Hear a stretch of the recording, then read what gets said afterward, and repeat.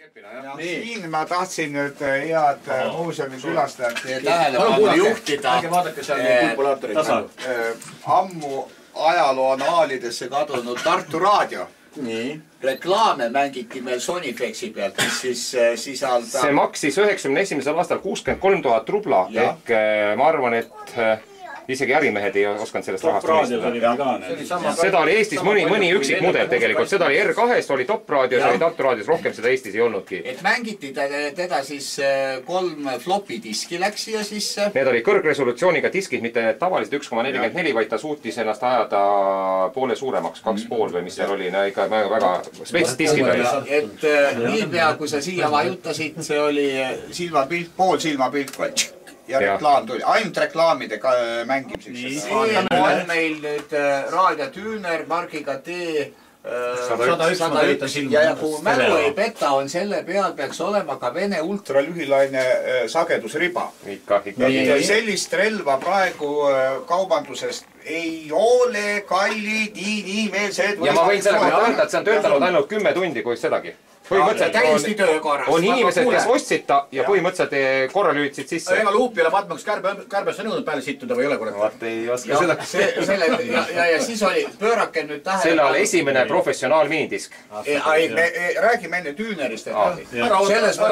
Selles mõttes on ta huvitav, et siin on nüüd, eks ole, pikklaine, kesklaine, 2 lühilainet ja UKV ja siis peenhäälestuse elementaarne see miinimum on ka siin. Metsik. 4 jaama said häälestada. 4 jaama said häälestada ja siis juhime tähelepanu, et siin on siuksed valgusdioodid, et kui ta täpselt jaama peal oli. Ei, mitte jaama peal, kui sa siia vajutasid, siis valgusdiood läks. See ei olnud oluline, et kas oli jaama peal.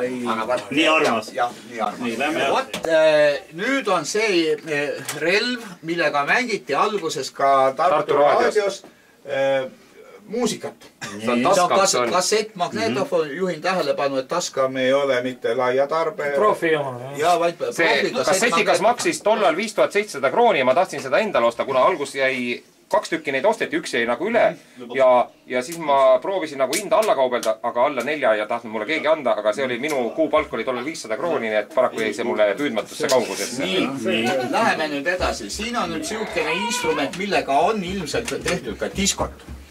See on minu esimene duubel kassetikas 90ndate päris alguses. Sonil oli ka, mina olen raadios, sellega ma tegin, Põlvas tegin kultuurimaja all olevas Angela baaris. Tollal oli Angela baar, mitte Angel Tallinnas, aga Angela.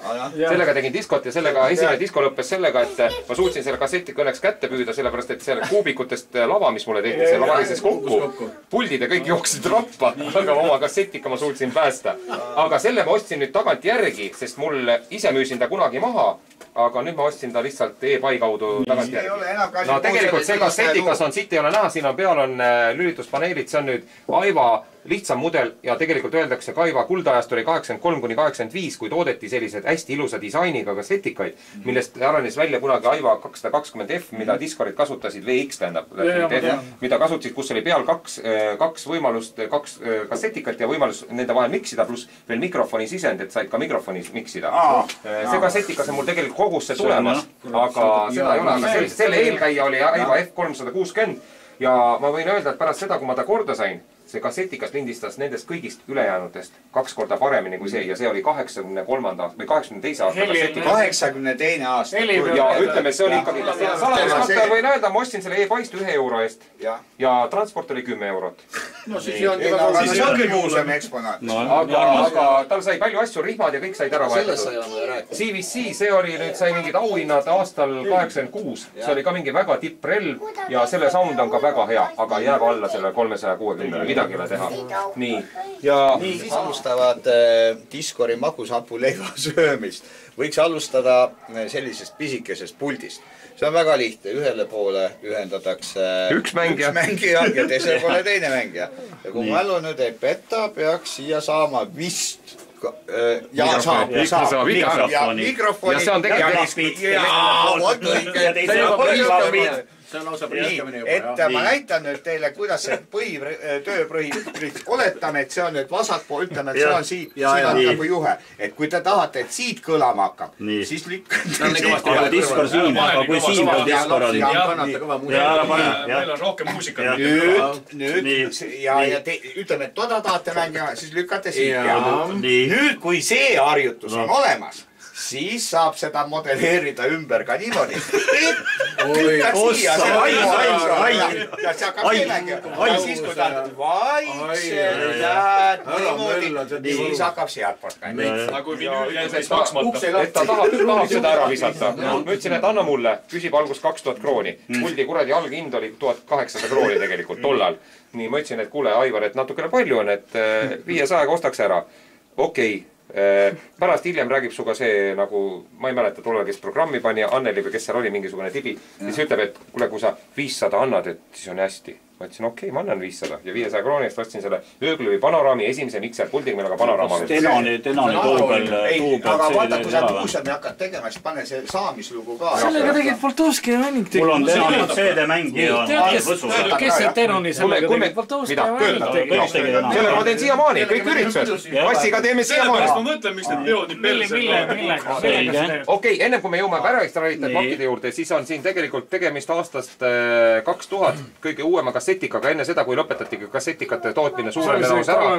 On Sony kassetikas, millel oli peal juba Dolby S. Kui te teate, Dolby BC oli olemas ja olid muud, aga see Dolby S, sellel oli 30 detsibelli nagu mürasid maha surutud. See oli põhimõtteliselt digitaali kvaliteet. Kas see on 3D või? Tal on 3 pead, neil on paljudel on 3 pead. Läheneda. Jah, läheneda rohkem proosaliselt. Siis tegemist on kassettmagnetofoni luigelaulu. Aga siis siit, kui vajutad hästi õrnalt ühe mudeli aastast 81 veel oli Akai, kui hakkas tootma kunagi makke. Ja kõik arvasid, et Venemaal ainult toodeti vineerist tagapaneele. Ei, Jaapanis oli ka algus vineerist toodeti tagapaneele. Ja täiesti vineer. Nii et ja ka neil oli tin-väljundid algus. Ei olnud mitte ainult venelastel, oli ka jaapanlastel. Ja see ei ole mitte üldse vene standard, see on tegelikult maha kopeeritud jaapanlastega. Ja muidugi on. Pärast panna telekast pulmal selle. Nii, ja mis seal taga veel on? Seda tahaks ka näha. Teisest aastast. Siis sellistest pistikutest unistati. Me ei oskanud mitte unistada. Isegi unistada. Ma nägin unistada. See ei ole nali. 35 aastat. Ella seda käes hoiab, siis tegelikult selle eksponaadi on toonud mulle onu Bella oma ühe tuttava kaudu ja mis minu jaoks oli tõeline üllatus. Kui ma teadsin, et on CD nagu bokse toodetud, toodeti kassetibokse, siia käib 10 kassetiboks sisse, sa lükkad välja, siit tuleb boks tegelikult välja, kui paned 10 kassetti sisse ja ta lükkab neid ette ja vastavalt sellele valid lookaupa ka, kui sa tahad ükstapuha mida. Selle võiks täna peale panna. Ja see töötab ja vahetasin kõik rihmatal ära, puhastasin tehnika ära. Mul kulus selle peale nädal aega tööd. Seda saab ka autos kasutada, näiteks Mercedes. Ma arvan küll. Oi. Sealt tuleb boss. See on nüüd minul ise tehtud magnetofon aastal 82. Kolibri. Telex oli minu firma, Kolibri oli mul isa firma, nagu me kutsusime, tollal tegime. Ja see on nüüd nagu tollal olid Meloodia 105 paneelid, mis sai pooleks lõigatud ja tehtud ise, see oli automakk tollal tehtud. Ja siia sai ise kõik elektroonika sisse ehitatud ja värgid. Ja siin taga olid väljund, üks oli tavaline liiniväljund ja teine oli kõlarite jaoks. Ja see sai tollal tehtud, siin oli ees potekad, mis mul on ära kahjuks võetud, et sai tugevust panna ja tämbrid ka. Ja sellega ma käisin paljusid pidusid tegemas, ütleme tollal või ütleme laskma tausta muusikat, siis ei tehtud pidusid veel. Ja see oli üks kõvemaid asju. See oli mul esimene armastus, selle kirjutas siia peale üks tütarlaps. Kelle nimi oli, ma ei mäleta. See oli tema kirjutab letradega. Letrad olid kusjuures tollal väga defitsiit, neid ei olnud saada. Aga näitame ikka veel need tin... Ja tema pani need kleepsud kõigepealt peale ja siis... Aga ma ütlen, see ei olnud tütarlaps. Ja RCA pistikutest ainult und. Aga see pleki kesta mul tehtud kõik isa poolt ja... Mika tuleb täna kopist välja. Analoogtuuner. Kunagi tulid esimesed väiksed kuradi analoogtuunerid. Natukene tolmune, aga see oli üks kõige väiksemaid analoog-satituunerid. Satelliidi vastuvõttu. Ja siin olid lihtsalt numbrid ees ja sellega ma vaatasin aastat 5 vähemalt. Porri. 48 tundi tuli ööpäevas. Porri programmid võiks seal ainult see. Tegelikult on mul väga eksootikat, nii, mis veel on? Aga ma hakkan kõige eksootilisemast välja. Reporter Makk või? Vaat üks mees arvas juba õieti. Ja see oli Reporter Makk, millega Eesti Raadio tegi päris pikalt, tegi asju. Ja see Reporter Makk ei ole sugugi tavaline, sest ta oli lintidega. See oli Uher, Saksa toode ja selle kiirused käisid käigukangiga mehaaniliselt. See on nii vana ju, see on ju veel ja siit sai kiirusi valida. See on nagu auto. Selle sama makiga, kui te olete vaadanud kunagi ABBA filmi. Vaat ABBA filmis tehti sellega. ABBA muuvis. Jah, see sama juurde. 78. aastal mu isa unistas sellest, et vaata välismaa makid tulid välja kõlarid küljes. Et miks ei võiks teha Eestis mingit asja, mille oleks kõlarid küljes.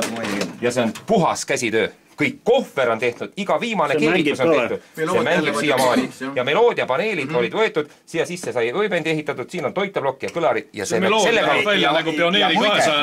mul isa käis kõiki kinniseid sünnipäevisid tegemas. Selles mõttes see mäng. Mingi ajad lindis ka niimoodi, et õla peal oli tal olid seda hääle. Õla käidi, tead, vanasti. Ja sellist mudelit on 2 tükki olemas Eestis. 2 tükki on. Korra katsun näpuga kohe. Ja ta ise graveeris kõik eestikeelsed, vaata, kirjad peal, lindistus, nii muu ja kõik asjad. Potekad olid väga kõva. Ta on mehaanika lahti läinud, natukene tuleb ise kinni hoida, aga... Kui sellised potekad olid sul 80... Ja see on puhtalt ta ise värvitud ja see on puhas käsi. Ja ta oli niimoodi, et põhimõtteliselt teda kutsutigi selle maki pärast paljudesse sünnipäevadele maksti raha, et ta mängiks muusikat. Ja see makk mängiski muusikat. Ja see kõik kohver, siis tollel ei olnud ka saada diplomaate värki, see on kõik ise tehtud. Mis veel on? See on veel restaureerimata. Näitame seda ka. Sellepärast, et paljud inimesed teab, milline tattmakk. Mina tean, see käis sellega Miraažis mängija. Küsimuse rõhuasetus on, et omal ajal, kui sellega käisid väljas, siis... Kõik arvasid, et vend on segane. Ja tehnikafriigid käisid, vaata, mis asi see on. Üleval on töötav eksemplar. Ahah. Et siuke pisikene kassett. Aga tegelikult seda profis kasutati juba enne seda. No prof kasutab, isegi ma ütlen sulle, et prof mingites kohtades kasutab siiamaani tattmakki. Sest ta on absoluutselt parem kui mingi minidiski kohta. Heli selle pealt kasutab. Ja kes ei ole kõva kettaga tunneb ajalugu, vaat see oli see, kus üle hea, et see sai ära. See Sonifexi ma päästsin jah Kuku raadiost ära. Kusjuures ma mäletan seda Sonifexi Tartu raadio ajast. Selle Sonifixiga oleks ja mul on kahju, et ma ei suutnud päästa ära ühte lintmakki seal Reevoksit. Aga ühe... Sa mõtled seda profi, seda, mis on... Vaatad arvad, et väikevõim, palju see välja annab? Nii. 2 korda 110 on stabiilne, 2 korda 180 annab maksimumi. Nii et mõelge, kui Vene ajal ehitati suuri võime, et saada 2 korda 70 vatti, siis see sama kilo. Ja millel tal värk on, see on kõik on handmade. Tal on taha kirjutatud, kui leiad ülesse. See on osa firma, jah. Saaremaal oli ka müügil seal.